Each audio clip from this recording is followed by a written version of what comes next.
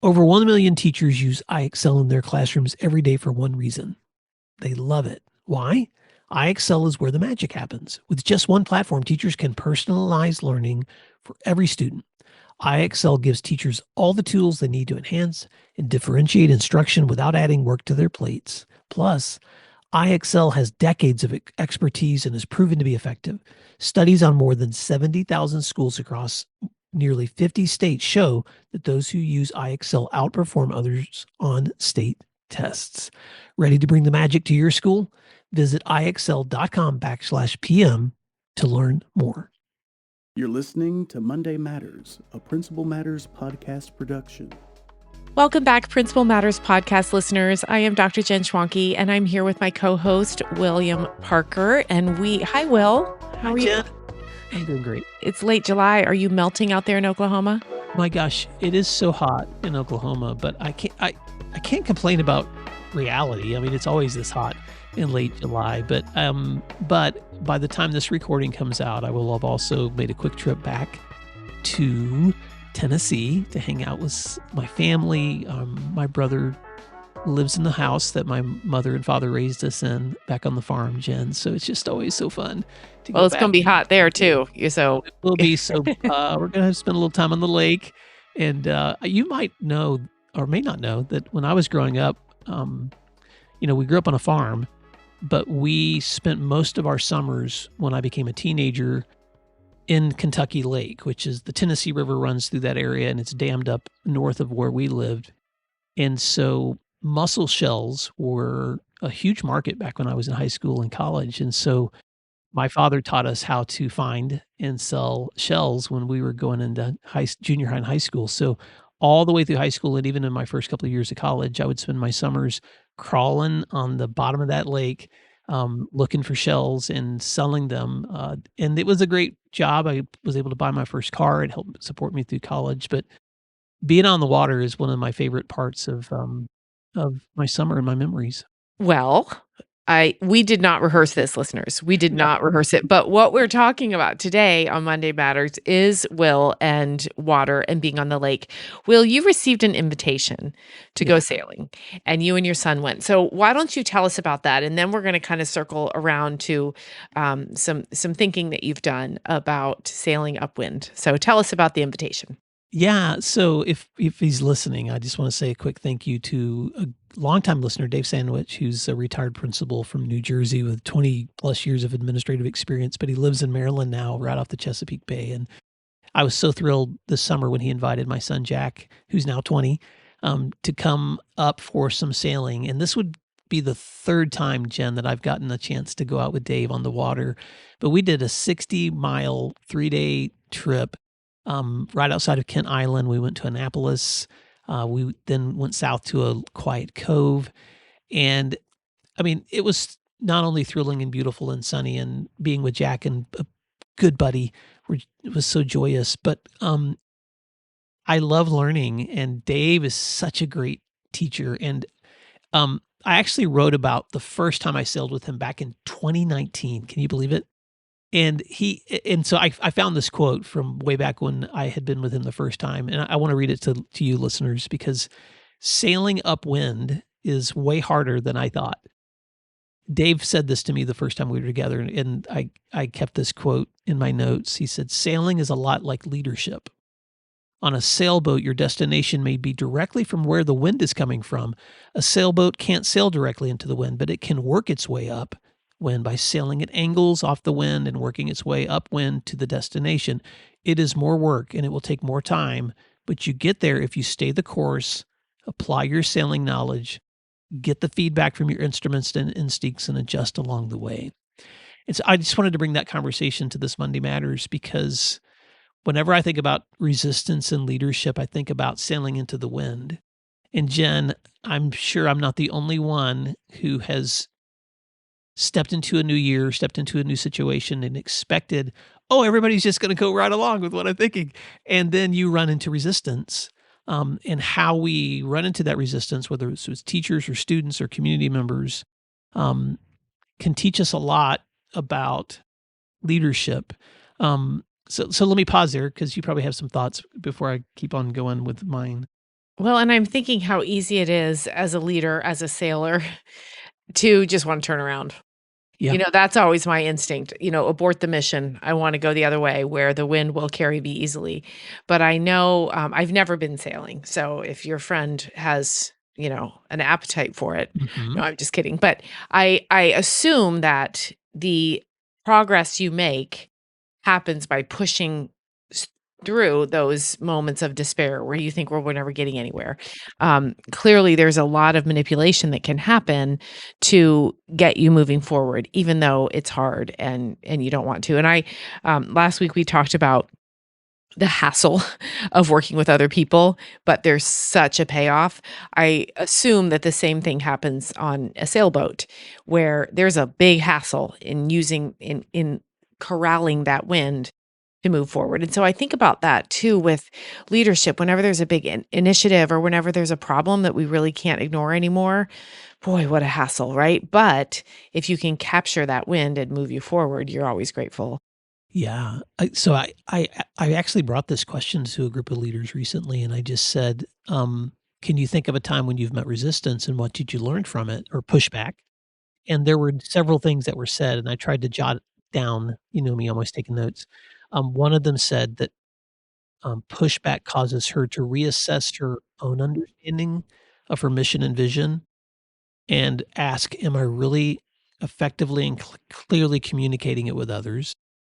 Someone else said, "Perhaps there's a misunderstanding or misrepresentation of my goals that I need to recommunicate." Someone else said, it's my responsibility to realign expectations while keeping in mind that relationships are complex. Reaching my goal may not be a straight shot. Sometimes I have to work with people. I'm going to add or around people Mhm. until they come to a clear perspective. And then the last thought that came from that conversation was I'm sure you've heard this analogy before, but leadership is more like chess than checkers.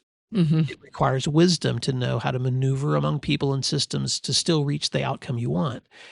And I think that all those things might be easy for me to say and repeat, but living it, and you know this, Jen, living is hard because if we're going to reach a destination that requires that much complexity, you and I know that it requires wisdom, Right.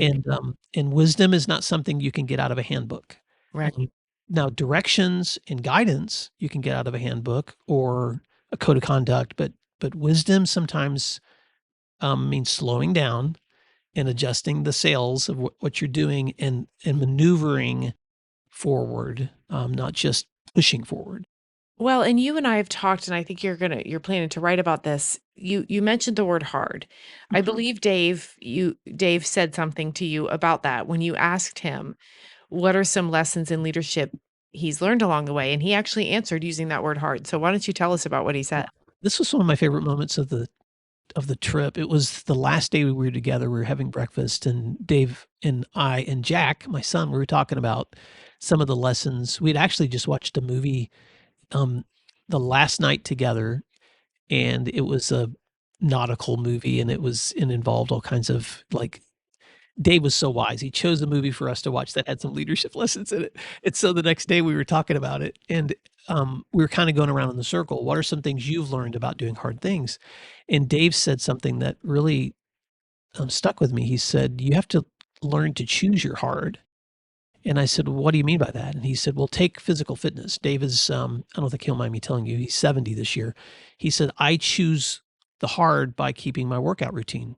I don't really want to do push-ups and planks and pull-ups, but I choose the hard rather than the hard of declining health or high blood pressure or losing my mobility.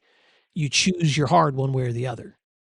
And it was you know, those, like, aha moments when you're like, "Oh, this is gonna be one of those moments I'm not gonna forget." I haven't, because I have thought about that so much ever since we had that conversation. When I'm stepping into something that seems overwhelming or maybe something I know I need to do, but I'd rather put it off, I just kinda remind myself about Dave, and I'm like, let me choose my heart here. I can either do the hard thing that's gonna help me, um, grow some muscle in the situation, or I can do the other hard thing, which is avoid it and then reap the consequences of of of that choice. Um, What are you thinking, Jen? And as you say that, I'm thinking about my favorite topic. Actually, the favorite book I've written is about conflict management, and that's always about choosing hard. It's so easy to ignore it or hope that it goes away. Try to manipulate your way out of it, but the choice to address conflict, to decide how you're going to approach it or what you're going to do. Are you going to ignore it? Are you going to facilitate? Are you going to oversee? Are you going to mediate? Are you going to dictate? Making that choice, we should evaluate in any kind of situation we're working through what's hard now and what will be harder later if I choose poorly on my response. And so I think to capitalize on what Dave said, it's not only about which hard you choose in the short term, it's about long term. And that's what he was saying about working out and staying strong. He's choosing short term hard rather than long term really hard.